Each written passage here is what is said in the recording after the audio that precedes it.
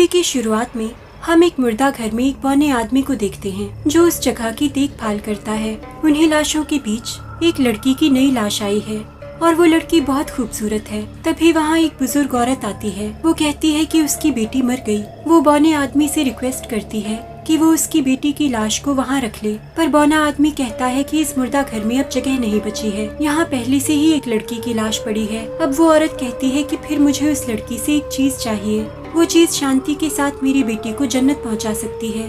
वो अपनी बेटी की लाश के साथ अंदर आ जाती है। वो औरत उस खूबसूरत लड़की की बॉडी पर एक कीड़े को डालती है। वो कीड़ा उसकी नाक में घुसकर उसके चेहरे को अंदर से काटने लगता है और उसके चेहरे की स्किन नीचे गिर जाती है। फिर वो कीड़ा उस स्किन को उस औरत की बेटी के चेहरे तक लेकर जाता है। वो औरत बहुत खुश होती है और अपनी बेटी के चेहरे से कपड़ा हटाती है। हम देखते हैं कि उस मरी हुई लड़की का चेहरा उस औरत की बेटी के चेहरे पर लग चुका है। वो अचानक जिंदा हो जाती है और अपनी आंखें खोलती है और उस औरत को मास्टर कहकर बुलाती है। ये सब देखकर वो बौना आदमी डर जाता है। अब वो औरत अपने चेहरे की भी स्किन हटा देती है और उससे कहती है कि मैं भी अपना चेहरा बदलना चाहती हूँ, क्योंकि तुम लाशों की देखभाल करते हो तो ऐसे लोगों की स्किन का गलना आसान नहीं होता, इसीलिए उसे उसकी स्किन चाहिए। और वो उस बौने आदमी की स्किन ले लेती है। फिर हम एक बार जैसी जगह देखते हैं।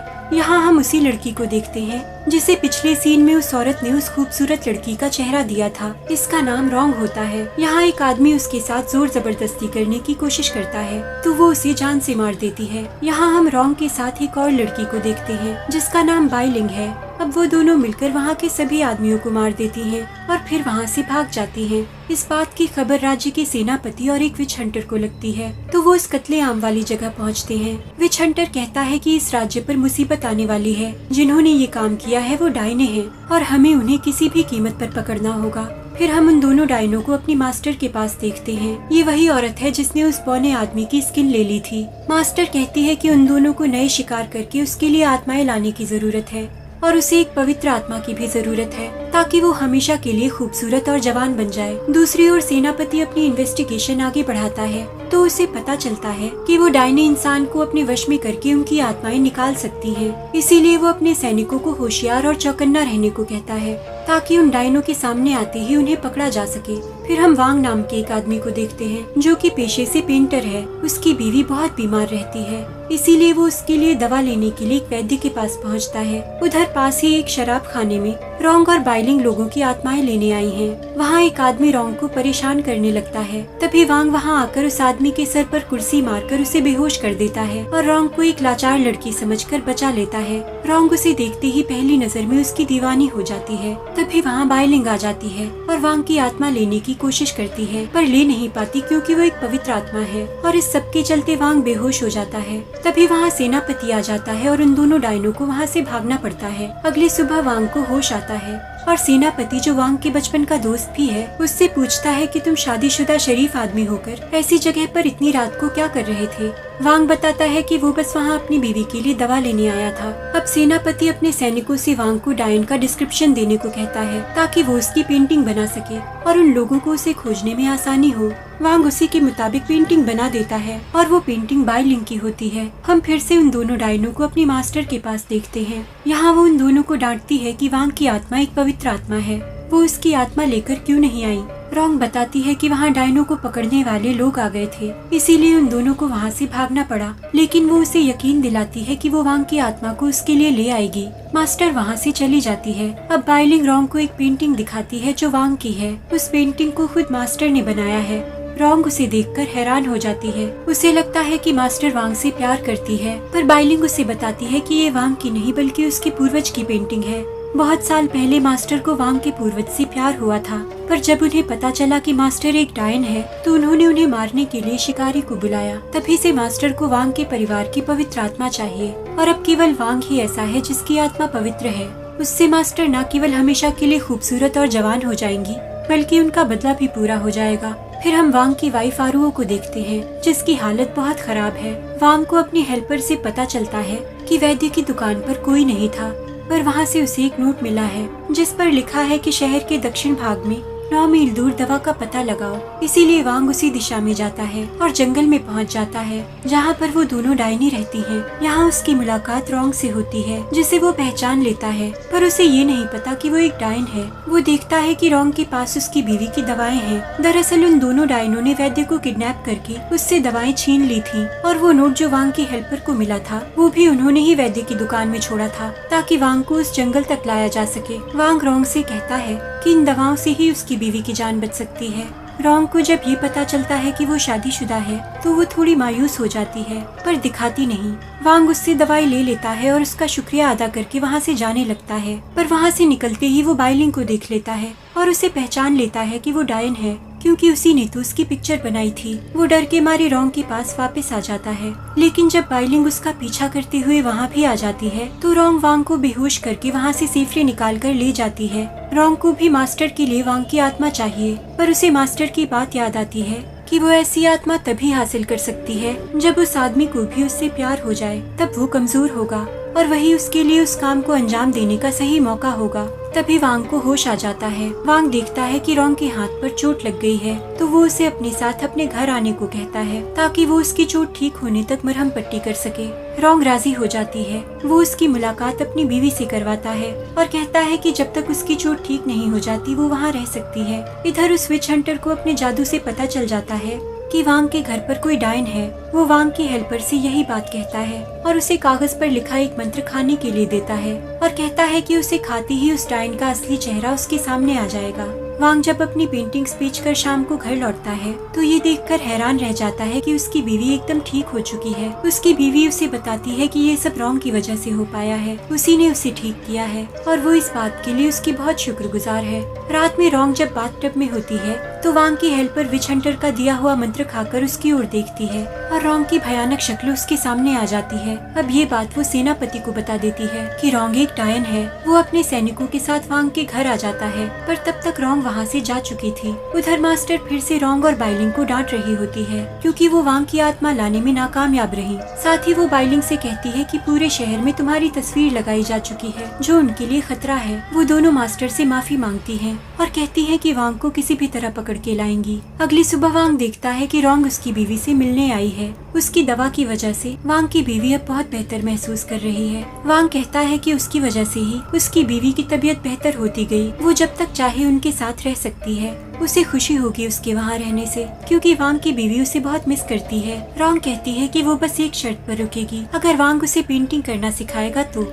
वांग राजी हो जाता है और वक्त बीतने लगता है। वांग के दिल में भी रोंग के लिए जज्बात उभरने लगे हैं, यहाँ तक कि वो उसके ख्यालों में खोया हुआ उसकी पेंटिंग भी बना डालता है। पर वांग अपनी बीवी से बहुत ज्यादा प्यार करता है, इसीलिए वो अपने दिल में उसके अलावा किसी और को जगह नहीं दे सकता और वो रोंग के करीब जाने की गलती नहीं करता। फिर एक दिन वांग के यहाँ मास्टर आ जाती है क्योंकि वो इंतजार करते करते थक गई है, तो वो खुद ही वांग की आत्मा लेने आ गई है। पर इससे पहले कि मास्टर वांग को किसी भी तरह का नुकसान पहुँचाए, रोंग वहाँ आ जाती है और कहती है कि वांग की आत्मा लेने का बस एक ही तरीका है, जो आपने खुद मुझे बताया था। वो मेरे प्यार में बस पड़ने ही वाला है। मैं उसकी आत्मा लाकर आपको सौंप दूंगी। तभी वहाँ सेनापति और विच हंटर आ जाते हैं। मास्टर वहाँ से भाग जाती है तो विच हंटर उसके पीछे जाता है और उनके बीच घमासान लड़ाई होती है। दरअसल विच हंटर बहुत सालों से उस मास्टर और उसकी डायनों को पकड़ने की कोशिश कर रहा है, पर उसे कामयाबी नहीं मिली। वो मास्टर से कहता है कि जैसे ही तुम कमजोर पड़ोगी मैं तुम्हें मार डालूंगा, और इतना कहकर वो वहाँ से भाग जाता है।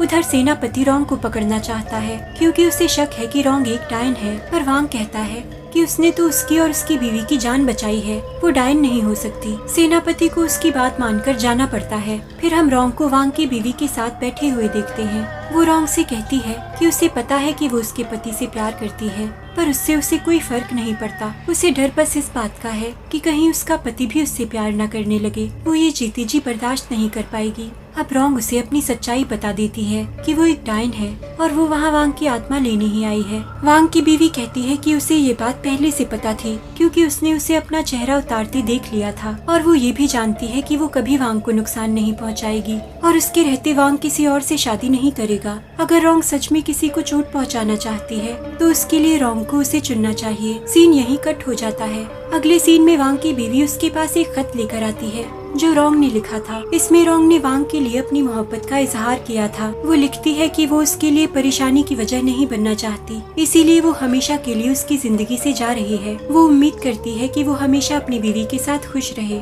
वांग उस खत को फाड़कर फेंक देता है, क्योंकि वो अपनी बीवी के अलावा अपने दिल में किसी और को नहीं ला सकता। अगली सुबह सेनापति और विच हंटर वांग के घर आते हैं। विच हंटर दावा करता है कि उसे उसके घर से डायन की गंध आ रही है। वांग उनसे कहता है कि रोंग यहाँ से जा चुकी है। तो विच हंटर कहता है कि फिर जरूर उसकी बीवी के अंदर डायन है, उसने उसके घर पर मंत्र लगा रखा है। वो अपनी बीवी को बाहर बुलाए, अगर वो सच में डायन ही होगी तो उस घर की दहलीज नहीं लांघ पाएगी। वांग इस बात के लिए राजी नहीं होता, पर उसकी बीवी खुद ही बाहर आ जाती है ताकि अपनी सच्चाई साबित कर सके। पर विच हंटर को अभी भी यकीन नहीं होता।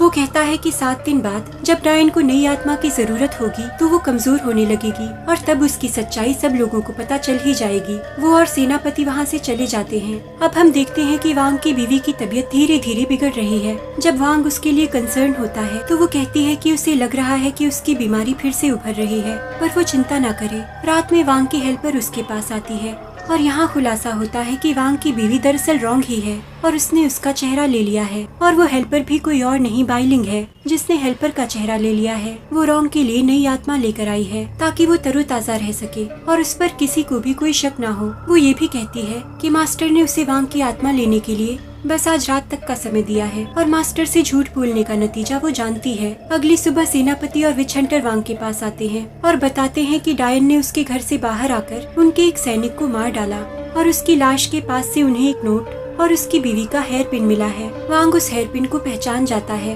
क्योंकि वो उसने अपनी बीवी को खास अपने प्यार की निशानी के तौर पर दिया था, जिससे ये साबित हो जाता है कि उसकी बीवी ही डायन है। वांग शॉक्ड रह जाता है। उस नोट में पहाड़ के पास की नदी का जिक्र है जहाँ उसे आने का हिंट दिया गया है। मुझे लग रहा है कि ये नोट और हेयर पिन मास्टर ने छोड़ा है, क्योंकि रात बीतने के बाद भी रोंग उसके लिए वांग की आत्मा नहीं लाई। इसीलिए सुबह उसने वांग को उस जगह पर बुलाया, क्योंकि वो अपनी बीवी को ढूंढने के लिए डेस्परेट है। और उस हेयर पिन को वहाँ छोड़कर उसने रोंग का भी पर्दाफाश करके एक तरह से उसे सबक सिखाया है। या फिर ये भी हो सकता है कि उसने ये काम बाइलिंग से कराया हो, क्योंकि रोंग किसी सैनिक को मारकर खुद को क्यों फंसाना चाहेगी। जब रोंग वहाँ आती है तो वांग उससे पूछता है कि उसकी बीवी कहाँ है, पर रोंग कुछ नहीं कहती। अब विच हंटर उस पर हमला करता है तो वो वहाँ से भाग जाती है। अब वांग उस नोट में लिखी जगह पर पहुँचता है, इस उम्मीद में कि उसकी बीवी वहाँ होगी। वहाँ उसे बाइलिंग मिलती है। वो कहती है कि इतनी कोशिशों के बाद भी रोंग तुम्हारी आत्मा को नहीं ले पाई, शायद ईमानदारी तुम में कूट कूट कर भरी है। उसने पहले ही रोंग को समझाया था कि वो मास्टर वाली बेवकूफी ना करे। तभी वहाँ मास्टर आ जाती है और उसके ऐसे लफ्जों के लिए उसे घायल करके उसे सजा देती है। वो वांग से कहती है कि तुम्हारे पूर्वज ने मुझे धोखा दिया, उन्हीं की वजह से आज मेरा ये हाल है और अब तुमने रोंग को भी ऐसे ही जाल में फंसाया। रोंग का नाम सुनकर वांग चौंक जाता है, क्योंकि उसे तो पहली बार रोंग की सच्चाई पता चली है। तभी सेनापति और विच हंटर आकर मास्टर पर हमला कर देते हैं। उनके बीच लड़ाई होने लगती है। इसी बीच रोंग भी वहाँ आ जाती है। बाइलिंग उससे कहती है कि मैंने कहा था ना कि तुम्हें मास्टर की बात नहीं माननी चाहिए थी। मास्टर ये सुनकर गुस्सा हो जाती है और बाइलिंग को मार डालती है। फिर वो वांग की आत्मा हासिल करने के लिए आगे बढ़ती है, पर रोंग उसके सामने आ जाती है। इसी बीच विच हंटर मास्टर को रोकने की कोशिश करता है और वो दोनों फिर से लड़ाई करने लगते हैं। वांग जो इस बीच घायल हो गया है, रोंग को देखता है जो अभी भी उसकी बीवी की शक्ल में है। वो उससे पूछता है कि तुम रोंग ही हो ना, और रोंग दुखी मन से हाँ में सर हिलाती है। अब वांग उसके सीने में चाकू घुसा देता है। रोंग अपने असली रूप में आ जाती है। वो कहती है कि मैंने तुम्हारी पत्नी जैसा लगने की बहुत कोशिश की, फिर भी मुझे तुम्हारा प्यार क्यों नहीं मिल पाया। वांग उससे कहता है कि तुम एक डायन हो, तुम कभी नहीं समझ पाओगी कि प्यार क्या चीज है। अब रोंग उसे अपनी वो पेंटिंग दिखाती है जो वांग ने बनाई थी जब वो कभी उसके ख्यालों में डूबा हुआ था। वो पूछती है कि तुम मुझे पसंद नहीं करते थे तो मेरी तस्वीर क्यों बनाई। वांग गुस्से में चिल्लाता है कि मैं तुम्हें कभी पसंद नहीं करता था, और इतना कहकर गुस्से और गिल्ट में वो वही चाकू खुद को भी मार लेता है और वहीं नीचे गिर जाता है। इधर मास्टर और विच हंटर के बीच अभी भी लड़ाई चल रही है। मास्टर विच हंटर पर हावी हो चुकी है और उसे मारने ही वाली है। तभी वांग जो इस बीच केवल बेहोश था, वही चाकू जिससे उसने खुद को घायल किया था मास्टर की बॉडी में घोंप देता है, और क्योंकि उस चाकू पर उसका पवित्र खून लगा था तो मास्टर उसकी वजह से वहीं मर जाती है।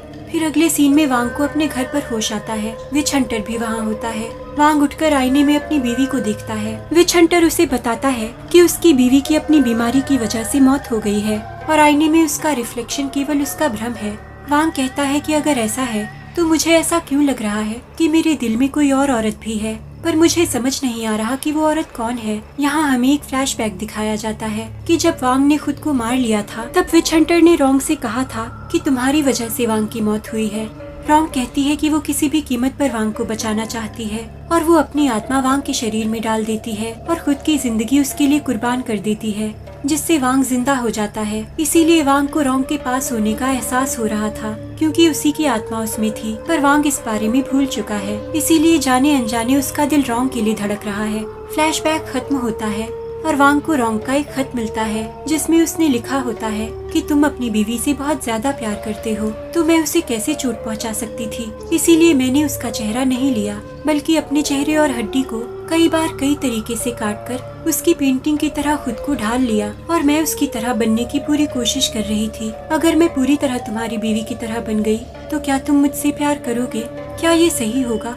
वांग ये सब पढ़कर शीशे के सामने रोने लगता है क्योंकि रोंग का प्यार और उसकी कुर्बानी उसे याद आ चुकी है। रोंग ने कभी भी उसे या उसकी बीवी को कोई नुकसान नहीं पहुंचाया, पर उसके लिए उसके प्यार की कीमत समझने के लिए बहुत देर हो चुकी है और मूवी यहीं खत्म हो जाती है। अगर आपको ये वीडियो पसंद आया हो तो प्लीज वीडियो को लाइक कर दें, चैनल को सब्सक्राइब कर दें और मैं आपसे मिलूंगी अगले वीडियो में। Thank you for watching.